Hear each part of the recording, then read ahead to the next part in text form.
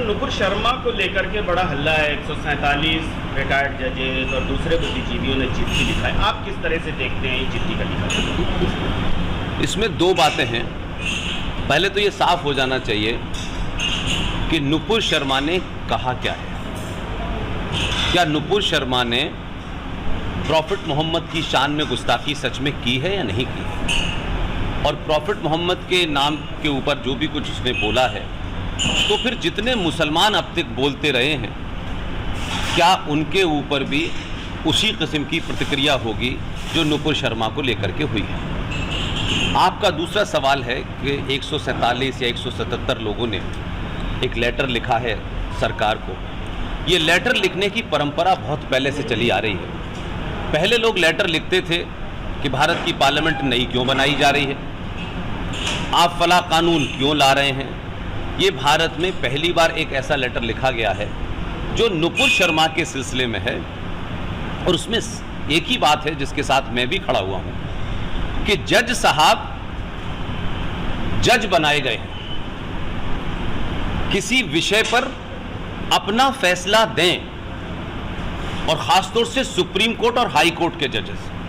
लेकिन जज साहब ने जो उसने मांग की थी, जो उसकी याचिका थी कि पूरे देश में जगह जगह लोग उसके मौत का कोई इनाम रख रहा है, कोई करोड़ों रुपए दे रहा है, और उसने कहा कि पूरे देश में जो मेरे खिलाफ FIR हैं, आप उनको एक जगह क्लब कर दीजिए, मैं उसको फेस करूंगी।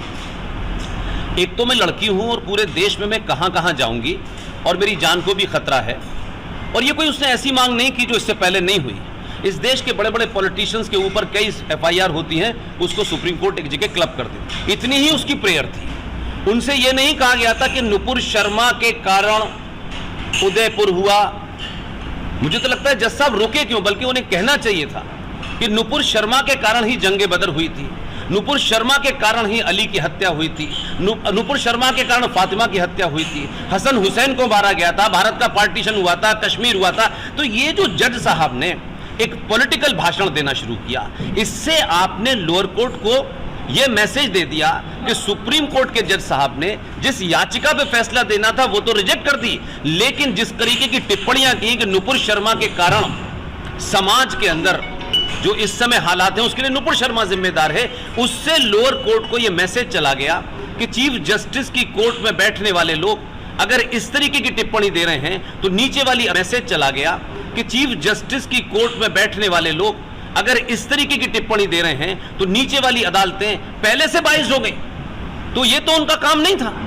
तो जज साहब को समझना चाहिए ये 2022 का भारत है, क्योंकि भारत जब बटा तो आज भी भारत में जो कॉलोनियल मानसिकता थी वही से जज काम कर रहे हैं। और हमारे यहाँ देवबंद यहाँ भी है, बरेलवी यहाँ भी, और पाकिस्तान में भी है। तो क्या पाकिस्तान में कुरान अलग है और हिंदुस्तान में कुरान अलग है? और अगर दोनों जगह है तो मेरा एक बड़ा सिंपल सा सवाल है कि जो मुसलमान प्रॉफिट मोहम्मद के लिए जान देने और लेने के लिए तैयार हैं, वो मुसलमान जब प्रॉफिट मोहम्मद के सगे नहीं हुए तो वो नुपुर शर्मा के सगे होंगे। मेरा सवाल यह है, वो कौन लोग हैं जिन्होंने मस्जिद में फजर की नमाज के वक्त अली की हत्या की? वो कौन लोग हैं जिन्होंने बीबी फातिमा का घर जला करके उनको मारा? वो कौन लोग हैं जिन्होंने हसन हुसैन को करबला के मैदान में कलमा पढ़ पढ़ के मारा?